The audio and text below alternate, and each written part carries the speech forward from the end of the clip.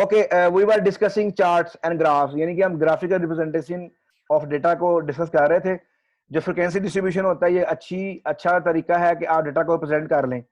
Normally जब भी आप स्टैट्स की बुक में टेबल देखते हैं, कोई भी टेबल है, आपको डेटा दिया जाता है। मिसाल मैं कहता हूं कि आप के पास स्टूडेंट का डेटा है, उनके मार्क्स हैं, तो आप इनकी कैटेगरीज बनाए, क्लास बनाए, तो आप उसकी क्या करेंगे, अल्टीमेटली उसको टेबल्स के अंदर कन्वर्ट करेंगे। तो वो क्या है, फ्रीक्वेंसी डिस्ट्रीब्यूशन है।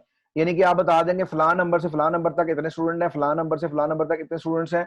तो इसका मतलब ये हुआ कि आप डेटा को, रॉ डेटा को टेबल की फॉर्म में, टेबलेट फॉर्म में बता देंगे, और हर ग्रुप या हर कैटेगरी में कितने लोग लाइक कर रहे हैं, ये कितने कस्टमर लाइक कर रहे हैं, वो आपको फ्रीक्वेंसी डिस्ट्रीब्यूशन बता देगा। जो तस्वीरें होती हैं, ये बेस्ट तरीका होता है डेटा को डिस्प्ले करने का। नॉर्मली अगर आपने डेटा दिया जाए, जैसे मैंने आपको एग्जांपल दिया, एलएमएस का डेटा है आपका, उसके ऊपर आपके मार्क्स हैं, तो अगर आप वैसे नंबर में लिखा होगा फर्स्ट सेमेस्टर में इतना जीपीए, सेकंड में इतना जीपीए, थर्ड में इतना जीपीए, तो वो इज क्वाइट डिफिकल्ट। अगर जब आपका ग्राफ बना होगा, तो आपको बार चार से वंस देखिए अंदाजा हो जाएगा किस सेमेस्टर में ज्यादा मार्क्स आए, किसमें कम आए, और ओवरऑल मेरा जीपीए बढ़ रहा है या कम हो रहा है। तो जो पिक्चर्स होती हैं, ये मोर इफेक्टिव वे होती है डिस्प्ले कलेक्शन ऑफ डेटा। उसके बाद हम स्टार्ट करते हैं हिस्टोग्राम से। हिस्टोग्राम बेसिकली क्या होती है, ये ग्राफिकल रिप्रेजेंटेशन होती है। इसमें इंटरवल बताया जाता है, और उसका हर कैटेगरी का, उसमें कितने कितने लोग लाइक कर रहे हैं वो बताया जाता है। जैसे इसकी एग्जांपल यहाँ पे एक हिस्टोग्राम है। जो हिस्टोग्राम हमारे पास यहाँ पे है, वो हमारे पास हिस्टोग्राम क्या है, वो हमारे पास है कि आपके पास इनकम इन $1000 है, और जो आपको ये एग्जेक्टिव इनकम्स है, ठीक है, और कौन किसकी है, सन रनर कॉर्पोरेशन की ये इनकम है। अब ये देखेंगे जिनकी इनकम $20 से $30 के दरमियान है, वो 5 लोग हैं। जिनकी इनकम $30 से $40 है, वो अराउंड 17 लोग हैं। जिनकी इनकम 40 to 50 है, वो लोग 22 से 23 लोग हैं। जिनकी इनकम 50 से $60 है, वो मोर देन 25 हैं। और जिनकी इनकम 60 से $70 है, वो अराउंड 15 है। और जिनकी इनकम 70 से $80 है, वो 5 लोग हैं। जिनकी इनकम $80 से $90 है, वो या एक या 2 लोग हैं। तो ये हिस्टोग्राम है जो एक पिक्चर बता रही है इनकम के लिहाज से। तो ये बेसिकली क्या है, डेटा को रिप्रेजेंट कर रही है। उसके बाद हमारे पास फ्रीक्वेंसी पॉलीगॉन क्या होता है। ये एक और तरीका है डेटा को, इंटरवल को, रेशियो को प्रेजेंट करने का। जो पॉलीगॉन होती है, ये मार्क करती है हर एक्सिस के ऊपर कि कहाँ कहाँ पे हॉरिजॉन्टल के एक्सिस के ऊपर मेजर करते हैं। इसका मतलब सिर्फ ये होता है कंपैरिजन। जब आपके पास एक से ज्यादा कैटेगरी और कंपेयर करना चाहते हैं, तो फ्रीक्वेंसी पॉलीगॉन हमें समरी डेटा को बताती है। ये देखें, इसके अंदर देखें वही फिगर है हिस्टोग्राम के अंदर, लेकिन सेंटर ऑफ ईच बॉक्स जो है वो वैल्यू बता रही है। इसका मतलब है कि जो $15 वाले लोग हैं, $25 वाले कितने लोग हैं, 35 वाले कितने लोग हैं, 45 वाले कितने लोग हैं। तो आप कंपेयर कर सकते हैं किस कैटेगरी में ज्यादा लोग हैं, किस कैटेगरी में कम लोग हैं, किस कैटेगरी में कितने लोग हैं। तो ये कंपैरिजन एनालिसिस के लिए फ्रीक्वेंसी पॉलीगॉन होती है। जो हिस्टोग्राम जो है, ये वाली हिस्टोग्राम है, इसके जो सेंटर है, यहाँ पे ये सेंटर है, ये सेंटर है, ये सेंटर है, ये सेंटर है। सेंटर को मार्क करते हुए लाइन ड्रॉ की जाती है, और वो जो लाइन है वो पॉलीगॉन, फ्रीक्वेंसी पॉलीगॉन कहलाती है। फ्रीक्वेंसी पॉलीगॉन इसलिए कहते हैं कि ये फ्रीक्वेंसी को ज़ाहिर करती है, एक से ज्यादा गौन, पॉली मतलब ज्यादा, गौन जो है शक्ल या शकाल। ओगिव है, ओगिव ये एक अनदर तरीका है। इसमें हम क्या करते हैं, आप अक्यूमुलेटिव फ्रीक्वेंसी ले लेते हैं। अक्यूमुलेटिव फ्रीक्वेंसी से मुराद यहाँ पे क्या है कि आप का डेटा दिया था, आप हर कैटेगरी में कितने लोग हैं, उससे अगली कैटेगरी में टोटल कितने लोग हैं। तो ये हम तब लेते हैं जब हमने ऑब्जर्व करना हो कि किसी पॉइंट से नीचे या किसी पॉइंट से ऊपर कितना कितना डिस्ट्रीब्यूशन है। जो फ्रीक्वेंसी पॉलीगॉन है वो कंपैरिजन बताती है, जबकि ओलिगिव जो है वो ओगिव जो है ये हमें बताती है कि आप किस कैटेगरी से अपर कितने हैं, किस कैटेगरी से लोअर कितने हैं। तो रिलेटिव हमें बताती है। जैसा कि ये देखें, इसका मतलब ये हुआ कि $20 तक कितने लोग हैं, $30 तक कितने लोग हैं, $40 तक कितने लोग हैं, $50 तक कितने लोग हैं, $60-70 कितने लोग हैं। तो ये बेसिकली ओवर टाइम बता रही है कि कितने लोग, अगर मैं बात करूं 75 लोग हैं, वो $70 तक हैं। तो कितने लोग अबव, कितने लोग बिलो, पर्टिकुलर कैटेगरी के लिए से वो हमें ओगिव बताती है, ओगिव। नेक्स्ट है pie chart. Pie chart basically ये बेटा सर्कल की शक्ल का होता है। सर्कल होता है जिसके अंदर डिफरेंट पार्ट्स होते हैं, और पार्ट्स होते हैं परसेंटेज ऑफ पर्टिकुलर डेटा होता है, उसके लिहाज से हम उसको चार्ट बनाते हैं। ये बड़ा यूजफुल है जब एक से ज्यादा कैटेगरीज हों और आप प्रेजेंट करने चाह रहे हो इंटरवल स्केल में, रेशियो स्केल में, तो आप बता सकते हैं। जैसे मैं कहता हूँ कि आपकी क्लास में कितने मेल है कितने फीमेल है, तो परसेंटेज में वो पाई चार्ट बता देगा। तो वो पाई चार्ट इन सर्कल के अंदर ज्यादा, अगर ज्यादा पोर्शन मेल का है तो मेल का शो करेगा, अगर फीमेल का तो फीमेल का शो करेगा। लेट्स टेक एन एग्जांपल यहाँ पे देखें, एक्सपेंडिचर ऑफ फंड है फॉर अ कंपनी।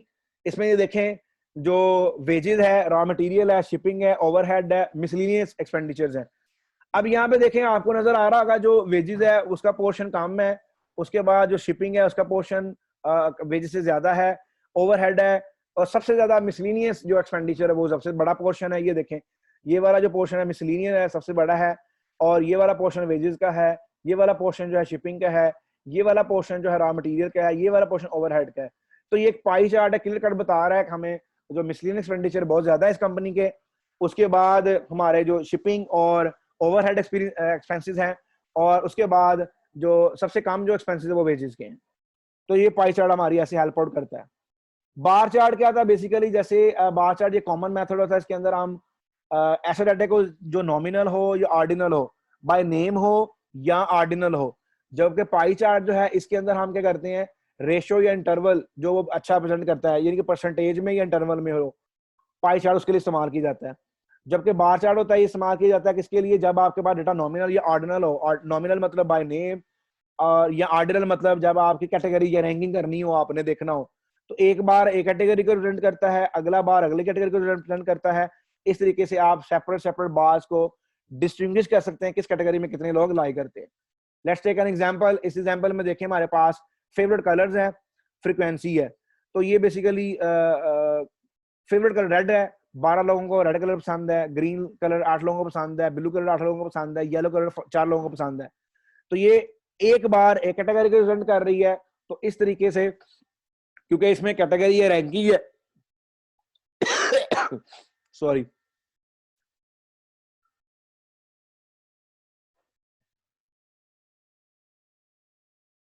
तो मैं बात कर रहा था कि आपके पास जब डिफरेंट कैटेगरीज हो और उनको आपने कंपैरिजन करना हो, उसके लिए फिर हमारे पास bar chart is more important जब आपका डेटा नॉमिनल या ऑर्डिनल स्केल होता है।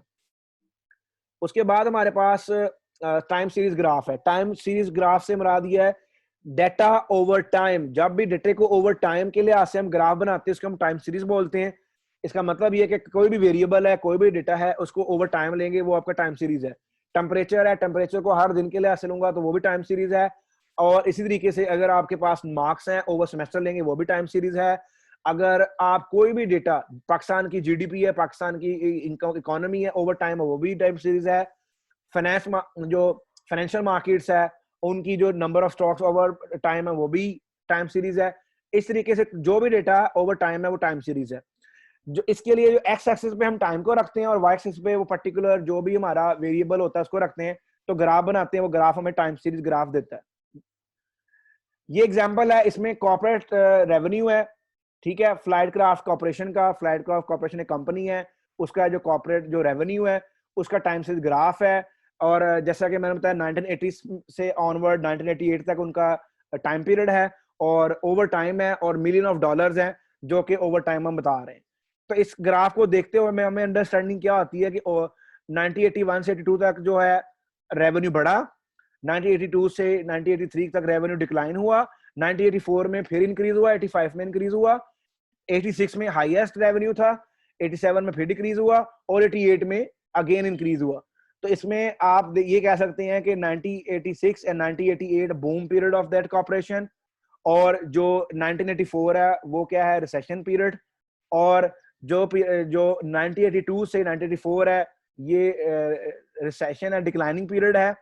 और 1984 से 1986 तक ये इंक्रीजिंग या रिकवरी पीरियड है। तो इस तरीके से हम एनालिसिस करते हैं टाइम सीरीज का। तो ये टाइम सीरीज ग्राफ हमें बताता है डाटा ओवर टाइम। उसके बाद ये देखें हमारे पास है what I do when a teacher says this can not be done the night before. अब उसमें क्या है कि adhere warm and stay early, start early, take it as a personal challenging. तो अब इसके अंदर देखें कि आपने जो रेड कलर है ये बता रहा है कि जो पाई चार्ट है ये बता रहा है कि आपका टेक एज चैलेंज लें, और अर्ली स्टार्ट नहीं, इसको एज ए चैलेंज लें। इसका मोर देन जितने भी लोग सर्वे किया है मेजोरिटी ये सोचती है कि इसको टेक एज चैलेंज लें। उसके बाद this is the end of the lecture, to the lecture. Is there any question? Please ask.